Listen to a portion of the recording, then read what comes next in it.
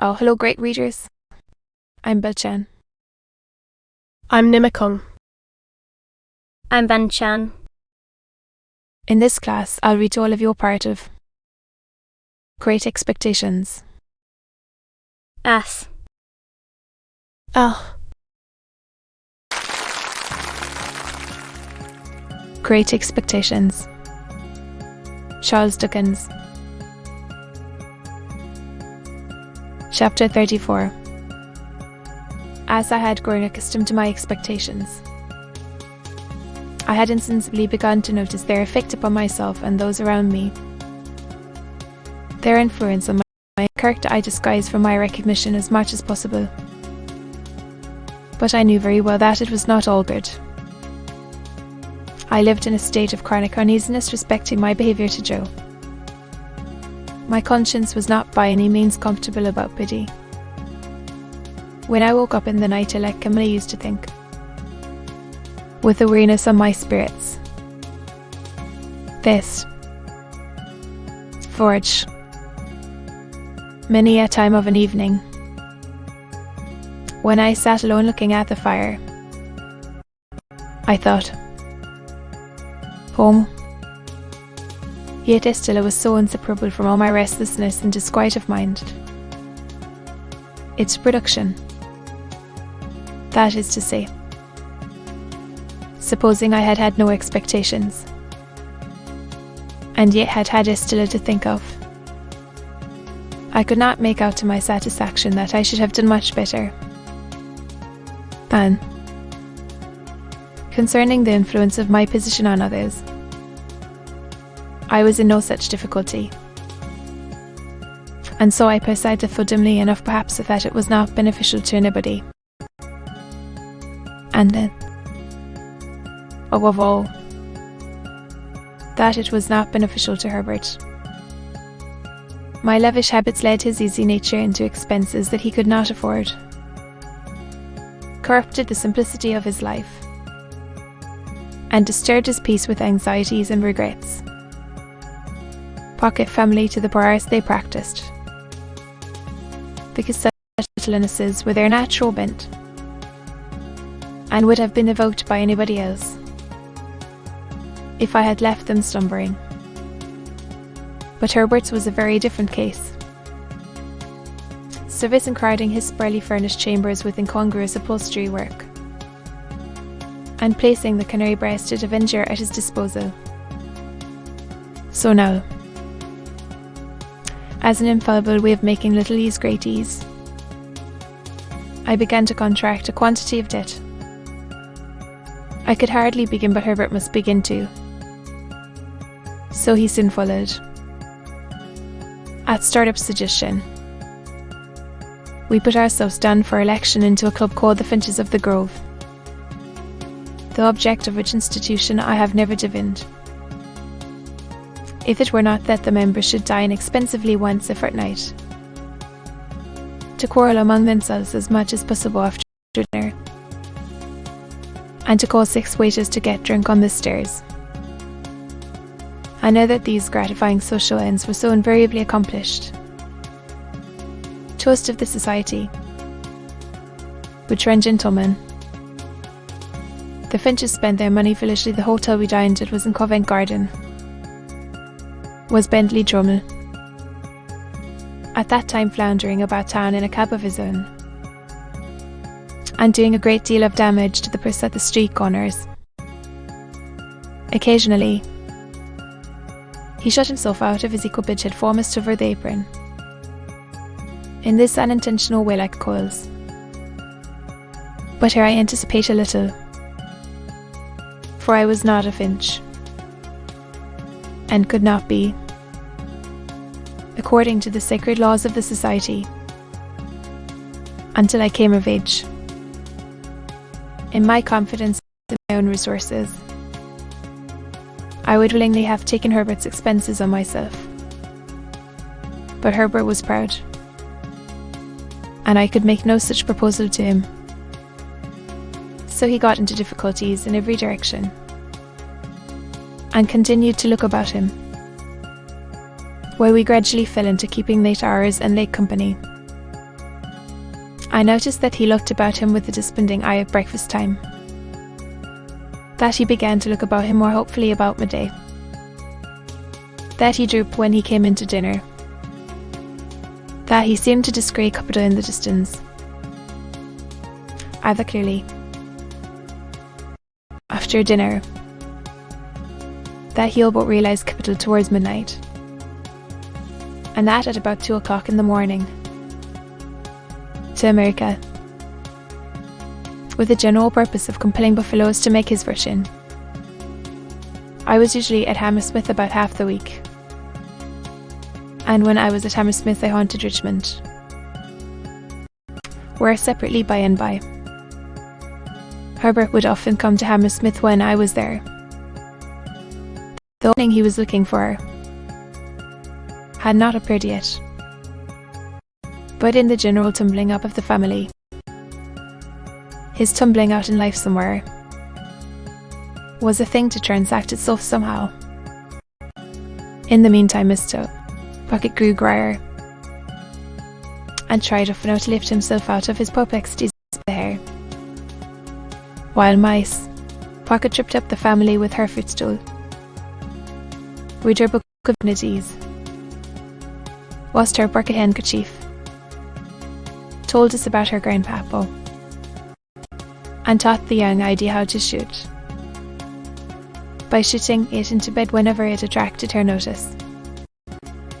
My way before me. Usual manners and customs at Bernard's Inn. We spent as much money as we could. We were always more or less miserable, and most of our acquaintance were in the same condition. There was a gay fiction among us that we were constantly enjoying ourselves, and a skeleton truth that we never did. To the best of my belief, our case was in the last aspect a rather common one.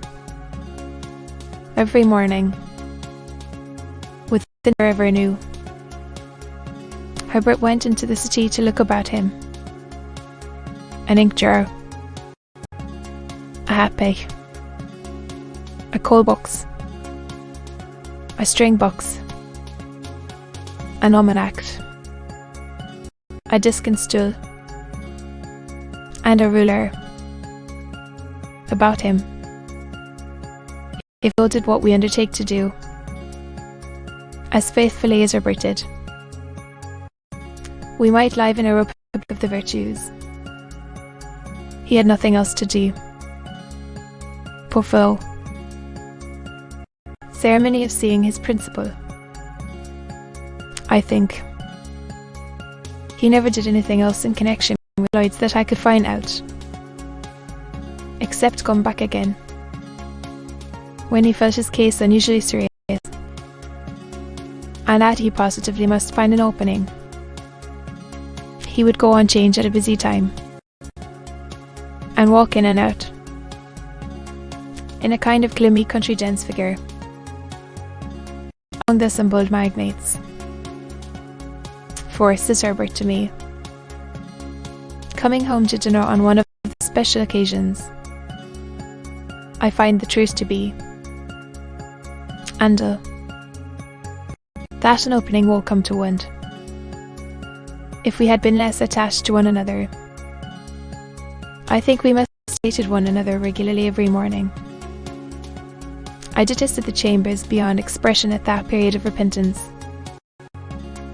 and could not endure the sight of the Avenger's livery. Time in the 24 hours. As we got more and more into debt, breakfast became a hollower and hollower firm, and being on one occasion at breakfast time threatened by letter with legal proceedings, not unwholly unconnected, as my local paper might put it, and shake him off his feet so that he was actually in there, like a booted cupid for presuming to suppose we wanted a roll, at certain times meaning at uncertain times, for they depended on our humour, he would say to Herbert, as if it were a remarkable discovery. My dear Herbert, my dear Handel, Herbert would say to me, in all sincerity. If you will believe me, those very words were on my lips. Then, Herbert, I would respond. We always derive profound satisfaction from making an appointment for this purpose.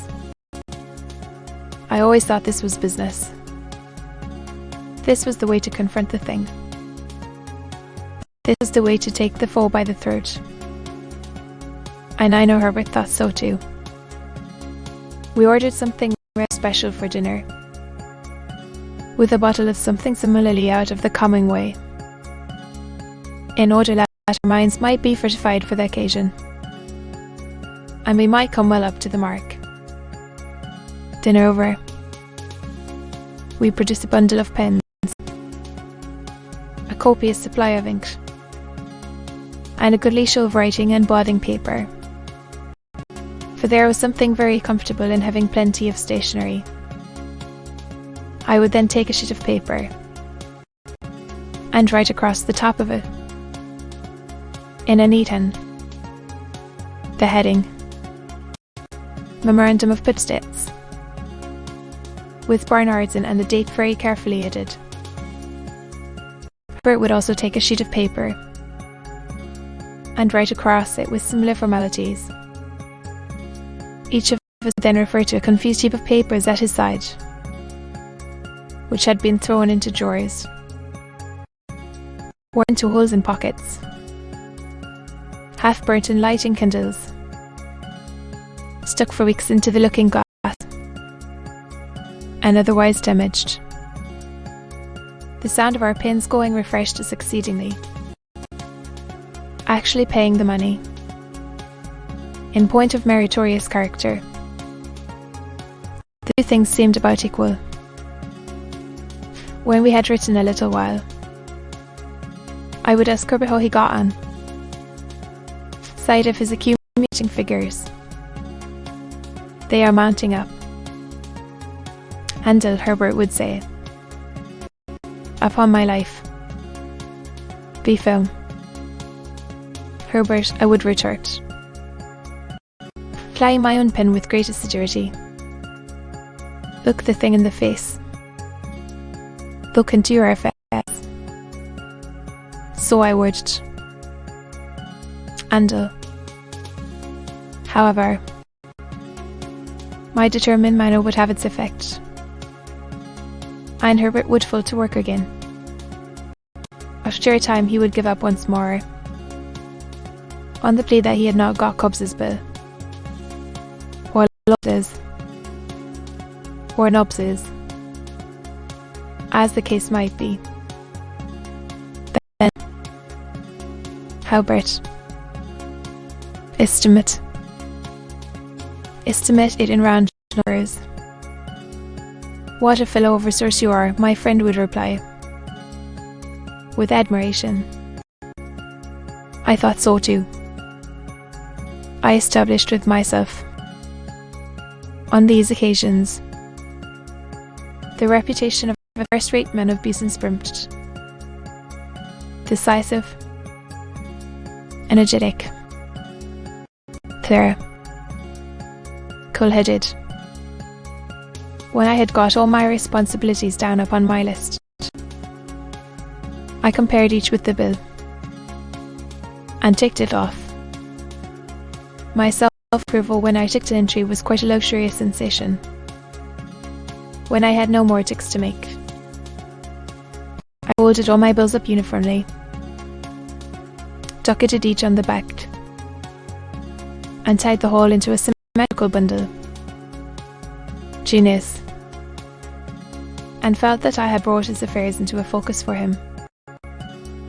My business habits had one other bright feature, which I called leaving a margin. For example,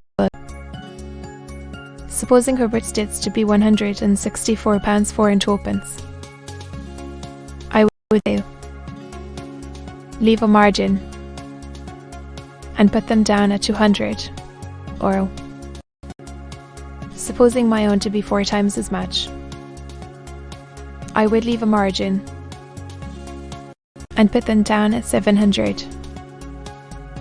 I had the highest opinion of the wisdom of this same margin. But I am bound to acknowledge that on looking back, I deem it to have been an expensive device. For we always run into new debt immediately, to the full extent of the margin. And sometimes, in this sense of freedom and solvency it imparted, poverty frown into another margin. But there was a comp, a rest, a virtuous hush, consequent on these examinations of our affairs that gave me, for the time, an admirable opinion of myself, soothed by my exertions, my method, and Herbert's compliments among the stationery, and feel like a bank of some sort, rather than a private individual.